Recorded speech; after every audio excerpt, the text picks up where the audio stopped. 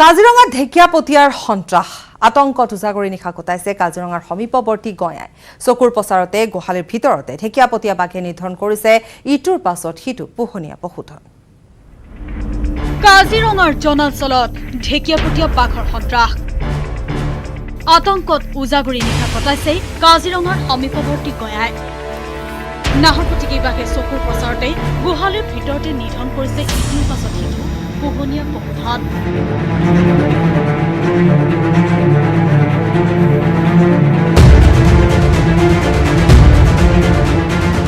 বাঘৰ বিচৰণৰ বাবে কাজিৰঙা ৰাষ্ট্ৰীয় উদ্যানৰ দক্ষিণৰ কাৰ্বি আংলং জিলাৰ ১ নং বাগৰিৰাজ এতিয়া আতংকত দিন অতিবাহিত কৰিবলগীয়া হৈছে একেটা দিনতে গোহালিৰ ভিতৰত ৫টাকৈ গৰুক আক্ৰমণ কৰি থৈ গ'ল বনচাই বাঘৰ সন্ত্ৰাসৰ বিষয়ে বৃহস্পতিবাৰে পুৱাই কাৰ্বি আংলং বনকৰ্মীক জনোৱা হয় যদিও গুৰুত্ব নিদিয়াৰ অভিযোগ তুলিছে স্থানীয় ৰাইজে মাইকী ছোৱালী 4জন আমি ঘেৰাও কৰিছোঁ তাৰপিছত দৰ্জাটো খুলি চাইছোঁ বাঘটোৰ লগত গৰুটোক মানে চুচি আছে সেই আকৌ অন্য গৰুকেইটাক থপৰাই আছে তেতিয়া মই আৰু একদম মানে চিঞৰিছোঁ ওচৰ চুবুৰীয়া মানুহ গোহালিত বাঘ ওলাইছে সোমাই গৈছে গোহালিত বুলি কৈছোঁ ফৰেষ্ট ডিপাৰ্টমেণ্টক ফোন কৰিলোঁ ফৰেষ্ট ডিপাৰ্টমেণ্টক গুৰুত্ব নিদিলে ৰাতিটো যেনে তেনে আমি কাটালোঁ আৰু এনেকা দি ওলাইছে মানুহ ইয়াত থিয় হৈ আছে এনেকা দি এক ঝাপনতে এই জংঘলটোত সোমাই গ'ল বাঘটো এতিয়া এই জংঘলটোতে গোন্ধ পোৱা যেন পাইছে পুতিবলৈ গৈছিলোঁ গৰু গাঁত খান্দিম বুলি কিন্তু তাত পুতিব পৰা 4জন মানুহ পলাই আহিছে তাৰ পৰা এতিয়া ঢেকিয়াপতীয়া বাঘ হয় আমি নিজ চকুৰে চাইছোঁ 5টা গৰু মাৰিলে গোহালিৰ ভিতৰত মাৰিলে দৰ্জা লগোৱা আছিলে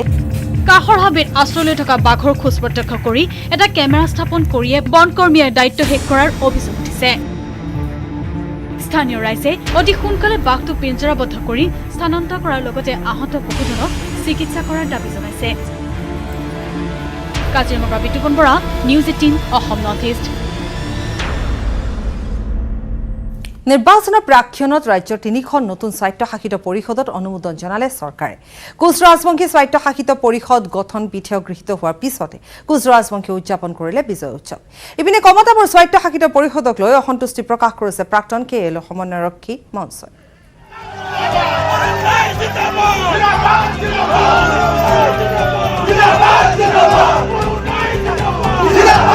তিনিখনকৈ নতুন স্বায়ত্তশাসিত পৰিষদ ৰাজ্যৰ ভিন্ন প্ৰান্তত ভিন্ন প্ৰতিক্ৰিয়া কোচ ৰাজবংশী স্বায়ত্তশাসিত পৰিষদ গঠনত বিধেয়ক গৃহীত হোৱাৰ পিছতে অভয়পুৰীত কোচ ৰাজবংশীৰ বিজয় উৎসৱ আক্ৰাসুৰ জীৱেশ ৰায় গোটৰ হাজাৰ হাজাৰ আক্ৰাসুৰ সদস্যই বিজেপি জিন্দাবাদ ধ্বনিৰে উত্তাল কৰিলে অভয়পুৰীৰ আকাশপতা চিলাৰে প্ৰতিমূৰ্তিৰ সন্মুখত বন্তি প্ৰজ্বলন কৰি আনন্দ উৎসৱ পাতিলে আক্ৰাসুৱে ধুবুৰী পাগলাহাটৰ আক্ৰাসুৰ কাৰ্যালয়তো ফটকা আতচবাজি মিঠাই বিতৰণেৰে পাতিলে আনন্দ উৎসৱ ইপিনে মৰাণ মটক স্বায়ত্তশাসিত পৰিষদ গঠন বাতৰিয়ে উৎফুল্লিত কৰি তুলিলে মৰাণ আৰু মটক অধ্যুষিত অঞ্চলৰ লোকসকলক মটক যুৱ ছাত্ৰ সন্মিলনৰ উদ্যোগত ডিব্ৰুগড়ত দেখা গ'ল ফটকা আতচবাজি ফুটাই মিঠাই বিতৰণেৰে আনন্দ উৎসৱ আজি 31 বছৰৰ মূৰত মটক জনগোষ্ঠীৰ বাবে মটক যুৱ ছাত্ৰ সন্মিলনে মটক জনগোষ্ঠীৰ অট'নমাছ কাউন্সিলৰ বাবে যি দাবী জনাই আহিছে আজি 31 বছৰ মূৰত আমি সফল হৈছো আৰু সৰ্বপ্ৰথমে অসমৰ মাননীয় মুখ্যমন্ত্ৰী সৰ্বানন্দ সোণোৱাল বিত্তমন্ত্ৰী হিমন্ত বিশ্ব শৰ্মা আৰু WPTBCৰ মন্ত্ৰী চন্দন ব্ৰহ্মদেৱলৈ আমি ধন্যবাদ জ্ঞাপন কৰিছো স্বায়ত্তশাসিত পৰিষদক লৈ ভিন্ন স্থানত আনন্দ উৎসৱৰ পৰিৱৰ্তে কমতাপুৰ স্বায়ত্তশাসিত পৰিষদক লৈ অসন্তুষ্ট প্ৰাক্তন KLO সমন্বয়ৰক্ষী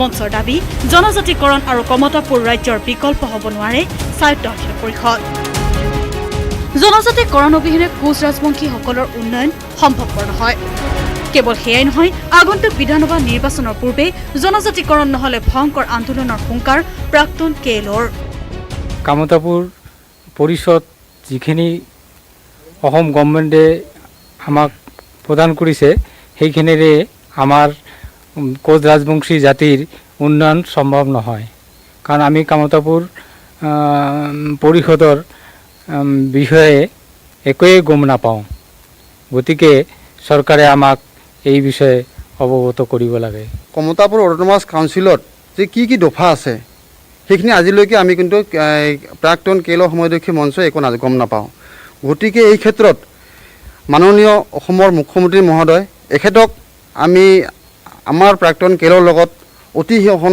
সোনকালে অতি কম সময়ৰ ভিতৰতে আমাৰ লগত ছেপাৰেটভাৱে বহি আলোচনা কৰিব লাগে। বিধানসভাত স্বায়ত্তশাসিত পৰিষদ গঠনৰ বিধেয়ক গৃহীত হোৱাৰ পিছতেই ৰাজ্যৰ ভিন্ন প্ৰান্তত সৃষ্টি হৈছে মিশ্ৰিত প্ৰতিক্ৰিয়া। Report news 18 Assam north east. কলাক্ষেত্ৰত অনুষ্ঠিত ৰাজ্যিক বিজেপিৰ নতুন কাৰ্যনিৰ্বাহকৰ প্ৰথমখন বৈঠক। কাৰ্যনিৰ্বাহকত বক্তব্য আগবঢ়াইছে মুখ্যমন্ত্ৰী সৰ্বানন্দ সোণোৱালে। পুনৰ এবাৰ জনাইছো এই মুহূৰ্তত পোনপটীয়া সম্প্ৰচাৰ এই মুহূৰ্তত আগবঢ়াইছো। গতিকে মোৰ প্ৰিয় সতীৰ্থ সহকৰ্মীসকল, যুঁজ দিব লাগিব, নিৰ্বাচনী যুঁজ, আৰু এই যুঁজত আমি প্ৰমাণ কৰিব লাগিব we are the best, we are the best, we are the best.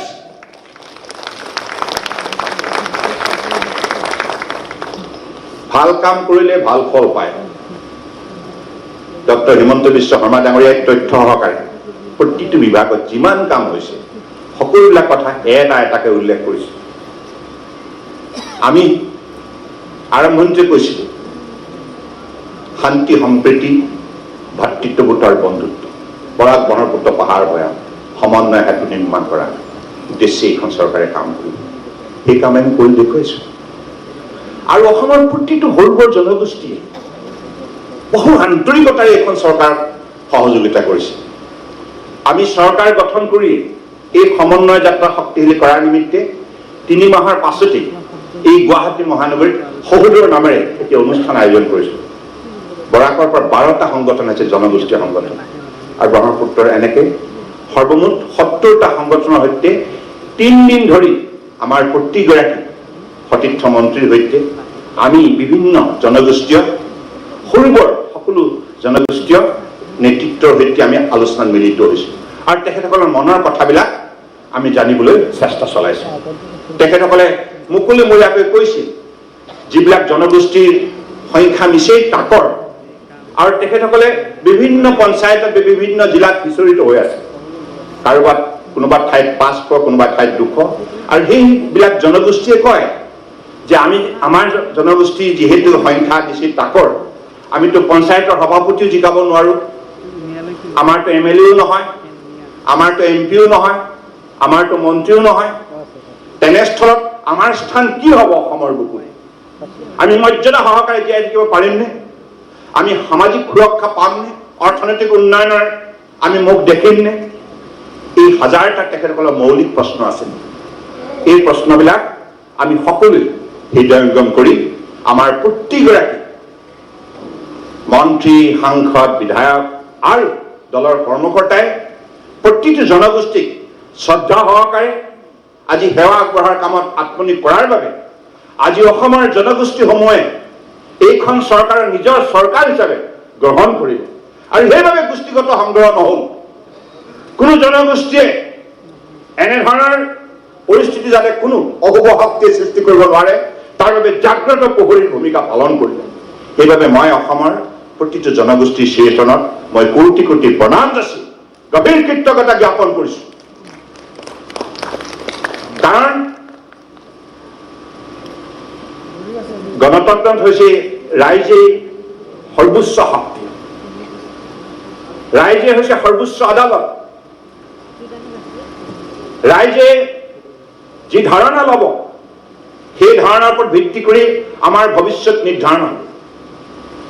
গতিকে আজি অসমৰ ৰাইজে এই কথাটো বিভিন্ন নিৰ্বাচনত দেখুৱাই দিছে কিমান প্ৰত্যাহ্বান আছে। সেই প্ৰত্যাহ্বানৰ প্ৰত্যুত্তৰ ৰাইজে দিছে, আমি দিব লগা হোৱা নাই। ৰাইজে কৈছে যে এইখন চৰকাৰে বেয়া কাম কৰিব নোৱাৰে। প্ৰতিটো নিৰ্বাচনত তেখেতসকলে আন্তৰিকতাৰে ভাৰতীয় জনতা পাৰ্টীক সহযোগিতা আগবঢ়াই এই কথা প্ৰমাণ কৰি দেখুৱাইছে। গতিকে আমাৰ হাতত যিহেতুকে আমি সকলোৱে এই কথাটো মনত ৰাখিব লাগিব, ৰাইজ আমাৰ সৈতে আছে। গতিকে হাজাৰ শক্তি আমাৰ বিৰুদ্ধে যিমানে থিয় নহওক কিয় আমাৰ ইয়াত চিন্তা কৰাৰ কোনো কাৰণ নাই। আমি কেৱল পৰিয়ালটোৰ মাজত আন্তৰিকতা, ভাতৃত্ববোধ শক্তিশালী জীয়াই ৰাখিবলৈ তাহানিৰ পৰাই আমাৰ আজু ককাসকলে কোৱা কথাবিলাক মূল্যাংকন কৰিব লাগিব। United we stand, divided we fall. গতিকে সেইবাবে সমন্বয়ৰ দ্বাৰা মহাপুৰুষ শ্ৰীমন্ত শংকৰদেৱে কৈ গৈছে, সমন্বয়ৰ দ্বাৰা আমি শক্তিশালী হ'ব লাগে, সমাজ শক্তিশালী কৰিব লাগে, ৰাষ্ট্ৰ শক্তিশালী কৰিব লাগে। আৰু সেই যাত্ৰাত মাননীয় প্ৰধানমন্ত্ৰী ডাঙৰীয়াই আত্মনিয়োগ কৰাৰ বাবে সবকা সাথ, সবকা বিকাশ, সবকা বিশ্বাস এই নীতি ক'ৰ পৰা উৎপত্তি হৈছে? মহাপুৰুষসকলৰ সেই সমন্বয়ৰ নীতিৰ পৰাই এই নীতি উদ্ভৱ হৈছে। আজি ভাৰতবৰ্ষৰ মাননীয় প্ৰধানমন্ত্ৰী ডাঙৰীয়াই কন্যাকুমাৰীৰ পৰা কাশ্মীৰলৈকে, অৰুণাচল প্ৰদেশৰ পৰা গুজৰাটলৈকে এই বিশাল উপমহাদেশত থকা প্ৰতিটো সৰ্বৰ জাতি জনগোষ্ঠীক এই উপলব্ধি জগাই তুলিছে যে ভাৰত ৰাষ্ট্ৰৰ আপোনালোক হৈছে একোগৰাকী মৰ্যাদা সম্পন্ন নাগৰিক, আৰু আপোনালোকে ভাৰত সংবিধানে প্ৰদান কৰা প্ৰতিটো অধিকাৰ সন্মান সহকাৰে ভোগ কৰিব পাৰিব, আৰু আপোনালোকৰ সামাজিক নিৰাপত্তা, অৰ্থনৈতিক উন্নয়ন দিয়া দায়িত্ব আমাৰ, আৰু সেই দায়িত্ব আমি নিষ্ঠাৰে পালন কৰি যাম।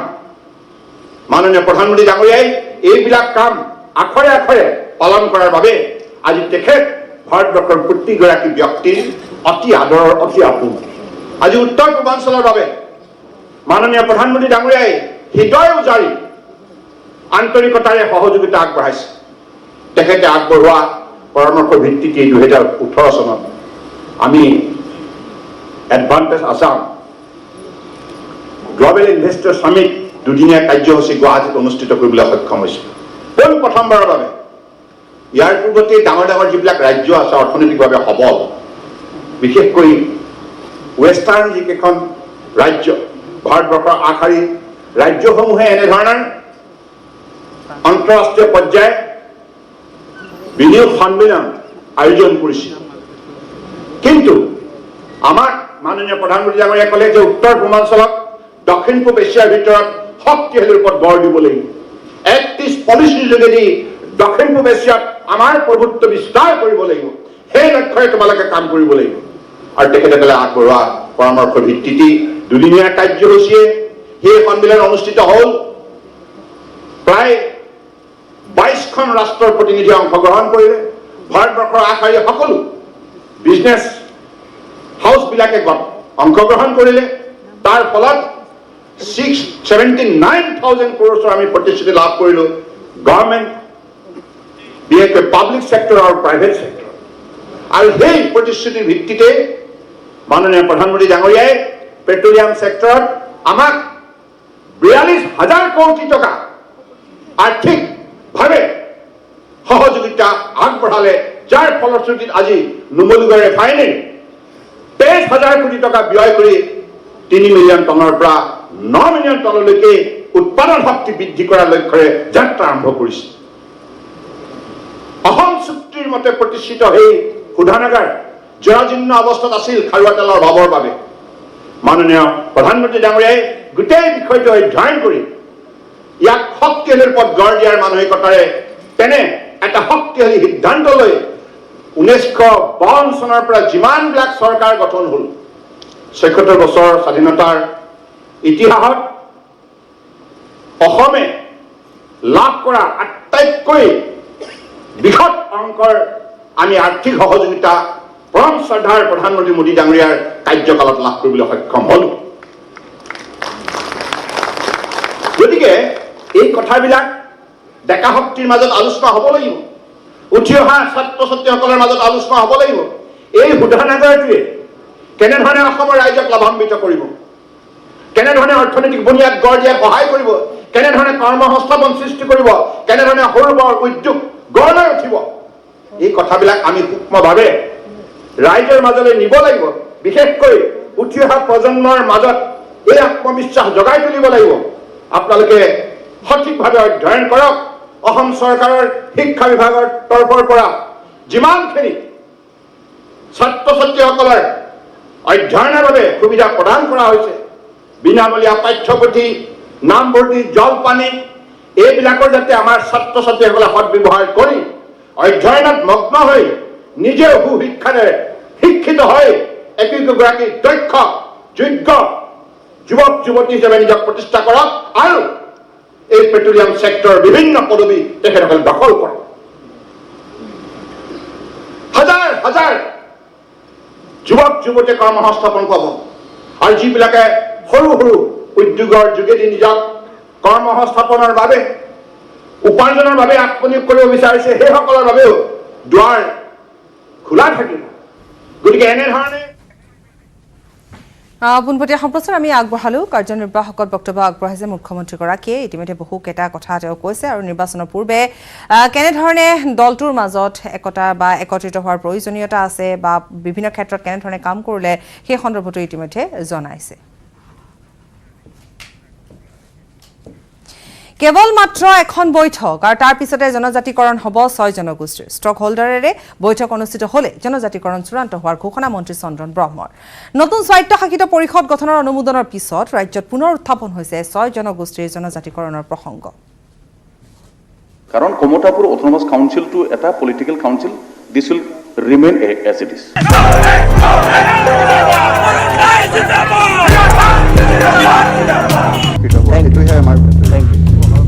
বৃহস্পতিবাৰে অসম বিধানসভাত গৃহীত হ'ল মৰাণ, মটক আৰু কমতাপুৰ স্বায়ত্তশাসিত পৰিষদৰ বিধেয়ক। এই 3 স্বায়ত্তশাসিত পৰিষদৰ বিধেয়ক গৃহীত হোৱাৰ পিছত শুকুৰবাৰে মন্ত্ৰী চন্দন ব্ৰহ্মই ক'লে আন এক উন্নয়ন পৰিষদৰ বিধেয়ক আগন্তুক বিধানসভাৰ অধিৱেশনত উত্থাপন কৰিব। সেয়া হ'ব বড়ো কছাৰী উন্নয়ন পৰিষদ। আগন্তুক যেটো আমাৰ উইন্টাৰ সেশন আহি আছে, Bodo Kachari welfare autonomous council outside BTC আৰু outside Karbi Anglong NC hill দুইখন পাহাৰীয়া আমাৰ 6 শিডিউল যেটো কাউন্সিল আছে এটুক বাদ দি পেলাই যিখিনি বড়ো অঞ্চল আছে, অধ্যুষিত অঞ্চল আছে, এই অঞ্চলক লৈ পেলাই Bodo Kachari welfare autonomous council গঠন কৰাৰ নেক্সট সেশনত হেতু আহি আছে। এতিয়া প্ৰশ্ন হ'ল 6 জনগোষ্ঠীৰ জনজাতিকৰণ কেতিয়া হ'ব? শুকুৰবাৰে এই সন্দৰ্ভত প্ৰশ্ন কৰাত মন্ত্ৰী ব্ৰহ্মই ক'লে ষ্টক হোল্ডাৰৰ সৈতে এখন মাত্ৰ বৈঠক অনুষ্ঠিত হ'লেই সম্ভৱ হৈ উঠিব জনজাতিকৰণ।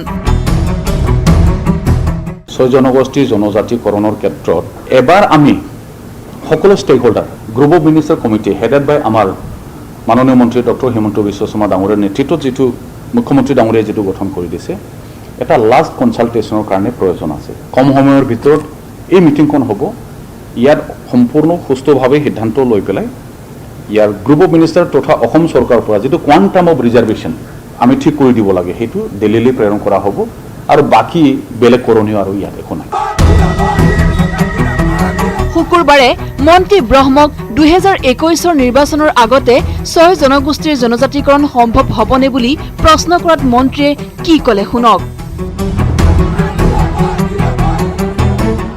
এইটো যেনেকুৱা দিশত গৈ আছে, নেক্সট আমি মিটিংখন কৰাৰ পিছত যেতিয়া প্ৰেৰণ কৰা হ'ব বাকী কামটো আমাৰ দিল্লীৰ পাৰ্লিয়ামেণ্টৰ যিখিনি আমাৰ বিলখন আনিব লাগিব। ৰাজ্যসভাটো ইতিমধ্যে আছে, সেইটো সকলোৱে জানে, বাকী লোকসভা আহিব। উল্লেখযোগ্য যে জনতা ভৱনত শুকুৰবাৰে আয়োজন কৰা এক বৈঠকত ভৈয়াম জনজাতি আৰু অন্যান্য পিছপৰা শ্ৰেণী বিভাগে বিগত 2টা বছৰত কৰা কামৰ খতিয়ান দাঙি ধৰে। কেমেৰাত সঞ্জয় বৰাৰ সহযোগত Biju Kumar Deka, news 18 Assam north east. জাত পাত সম্প্ৰদায় ধৰ্মৰ ঊৰ্ধত মানৱতা, তাৰে এক উদাহৰণ দেখা গ'ল শিৱসাগৰৰ নাজিৰাত। 20 বছৰে আনৰ ঘৰত জীৱন অতিবাহিত কৰি অৱশেষত আপোন ঘৰলৈ যাবলৈ ওলাল দুখী ভগত। এই প্ৰতিবেদন আগবঢ়াই বাতৰিৰ পৰা বিদায় লৈছো। নমস্কাৰ।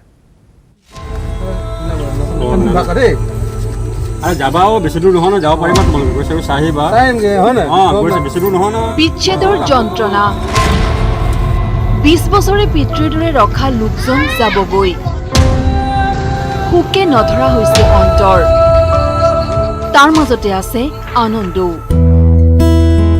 20 বছৰে সেৱা শুশ্ৰূষা কৰি ৰখা লোকজনক ঘৰৰ মানুহৰ হাতত গতাই দিব পৰাৰ আনন্দ।